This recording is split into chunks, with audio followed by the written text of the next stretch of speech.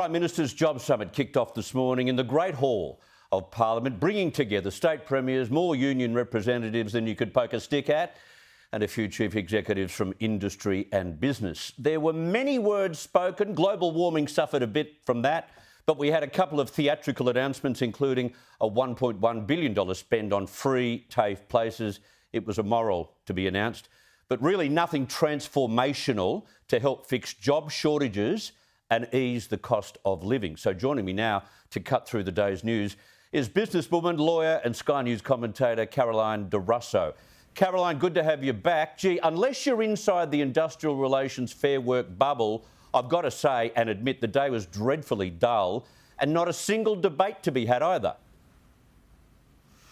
No, it was very much skewed that way. If you don't know what a boot is, then you were probably wondering what was going on today. Look, there was a lot of talk about this whole idea of multi-employer bargaining agreements. Look, that's something we tried in the 70s and 80s and which Keating, God bless him, got rid of in the early 90s because it was just bloody terrible.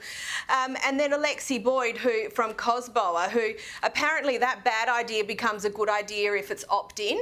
Now, I don't know how many things have happened over the course of time, Chris, where they start off as being optional and then all of a sudden they become mandatory. And I think the last thing that small business in this country was in the market for was another millstone. But you're quite right to say there hasn't been much in the way of practical solutions. How do we do these things? What do we do? Did anyone say the word productivity today? Can someone do a word search of the transcript?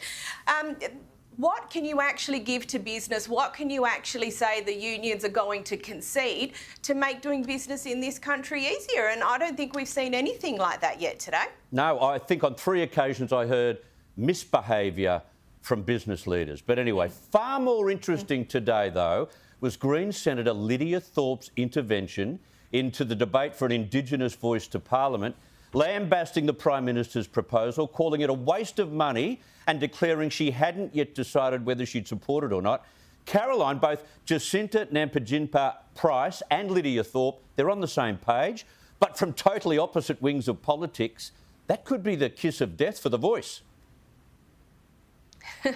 Well, look, I think everyone was a little bit shocked. But, I almost have some sympathy for Lydia in this circumstance, and that doesn't happen very often. But she probably doesn't even know what the voice is because none of the rest of us know what it is or what it's about or how it's going to be done and who's going to be involved and who's voting for who and representing who. Yep. So, fair enough that she's not committed to vote for it if she doesn't know what it is. Yeah, when it comes to diplomatic faux pas, this is a beauty.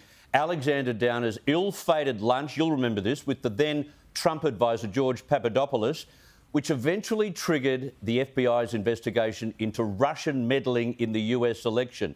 Caroline, a new book, The Secret History of Five Eyes, has revealed that so incensed was Prime Minister Malcolm Turnbull by Downer's actions, he almost sacked him. Of course, Downer stayed in the job, but still an interesting tidbit of political history, isn't it?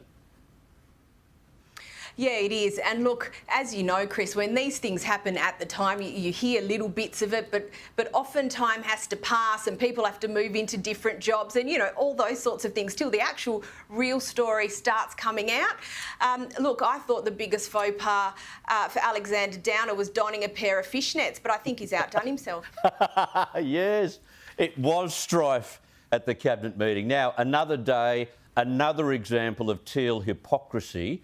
Today, independent MP for Wentworth, Allegra Spender, she was in the spotlight after her recent pushes for company tax reform. Well, it's been revealed that in her previous life as a corporate director of private company Way River, it paid no tax in 2019 on a payment of $280 million.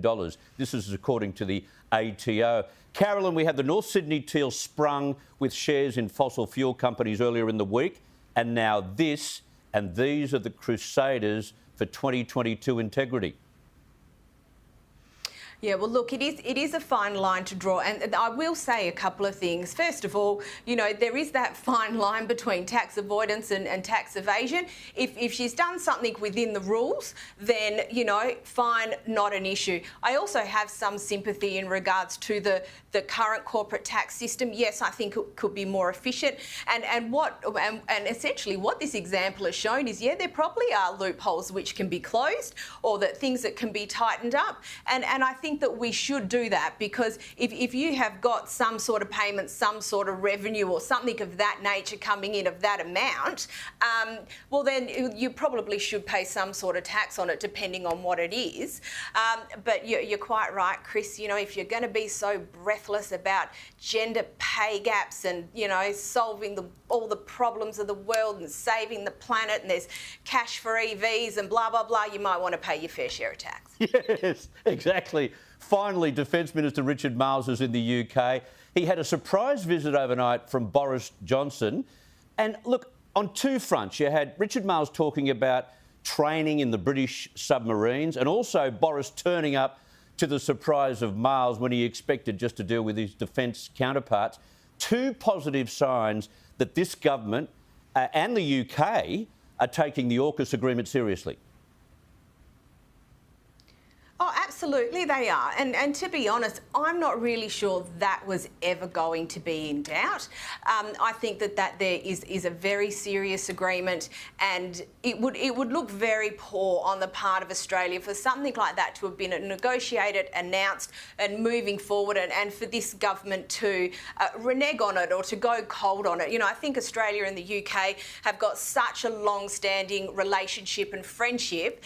It is obviously good to see, because for the rest of us, it confirms what we want in relation to the continuation of AUKUS.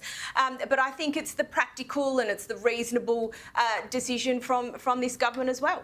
Caroline Di Russo, great to get your insight. Thank you for that.